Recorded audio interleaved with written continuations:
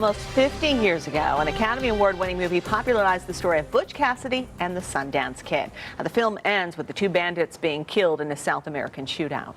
But many outlaw historians think the movie got it wrong, that Butch and Sundance returned to the United States, and there is evidence that the trail may have ended right here in southern Nevada. The I-Team's George Knapp joining us now live tonight from somewhere out there in the desert of Nye County. Hi, George. Yeah, you know, on a blistering hot day like today, the motorists traveling down State Route 160 just blaze and blister right past this sign. Can't even read the letters. What it used to say is Johnny, and that was the name of a once bustling mining camp with a couple of hundred people that lived out here looking for gold. Across the street, there are still a couple of folks who live out here, and they do still search the foothills for gold. A little bit further down this road is a dirt road that leads into the foothills. And the name of that, if you search for it on Google Maps, is Butch Cassidy Pass. That name is no accident. To me, it's pretty strong that Butch and Sundance died in South America. And True West magazine's Bob Bose Bell believes the Old West's most famous duo, Butch Cassidy and the Sundance Kid, most likely died in a shootout in South America in 1909, which is the story told in the famous movie.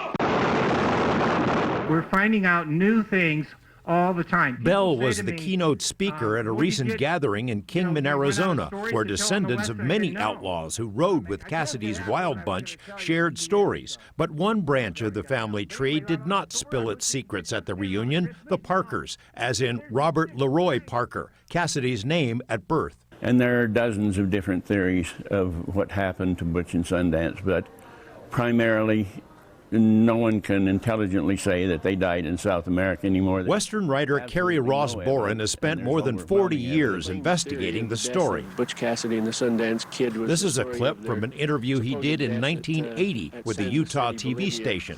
Boren became a close friend to Lula Parker Bettinson, Butch Cassidy's sister. In the mid-70s, she broke the family silence and wrote that her brother had returned to visit the family in Circleville, Utah in 1925. Historians scoffed at the claim, but not Boren. There's probably several hundred different accounts of seeing Butch and even Sundance many years after they supposedly died in South America. Boren's latest book about the bandits, Butch Cassidy, The Untold Story, weaves together hundreds of different accounts. This is the ranch where Butch lived as a boy. The I-Team visited it in 1984. Lula Bettinson had died in 1980, but other members of her family told us at the time the story of Butch's return is true. The other said he was around there and out in the hills for about 3 weeks.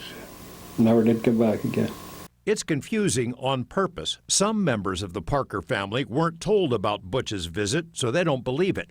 Others who were present deny it happened. In Western lore, stories about outlaws cheating death are pretty common, but Boren's tale is well documented. Among the witnesses who claim to have seen the bandits in the 20s and 30s, rancher and former Cassidy girlfriend Josie Bassett, Elza Lay, a Wild Bunch outlaw in his younger years, Joyce Warner, the daughter of Wild Bunch outlaw Matt Warner. She said Cassidy visited her and wrote her 3 letters under an alias mailed from Nevada mining towns. Also persuasive, gaping holes in the original story. It was first reported in Elks magazine in 1930, 21 years after the supposed shootout in Bolivia. That article inspired the movie version and was repeated in other books and articles. 2 bandits were killed in Bolivia, but no witnesses who knew Butch and Sundance identified the bodies as them.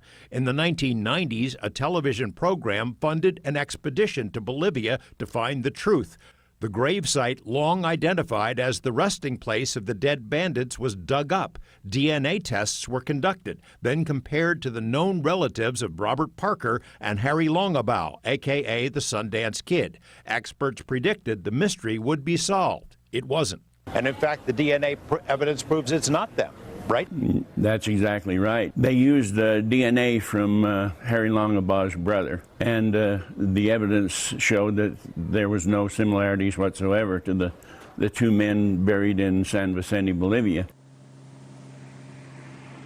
You know, some outlaw historians believe that the story of Butch and Sundance dying in Bolivia can be traced to one man, a guy named Percy Siebert, who was the employer and friend of Butch and Sundance in South America. It's believed that he told that story in order to give them cover as they came back to the U.S. After they left Bolivia, though, there are dozens of theories about where they may have gone. Some of the evidence points to Nevada, and at least one of those outlaws is believed to be buried within 2 or 3 miles of where I'm standing right now. We'll have that story tonight at 6 o'clock. And then every Friday night this month, we'll be coming to you from other spots of interest around the state. Reporting live from Johnny, Nevada, George Knapp, 8 News Now.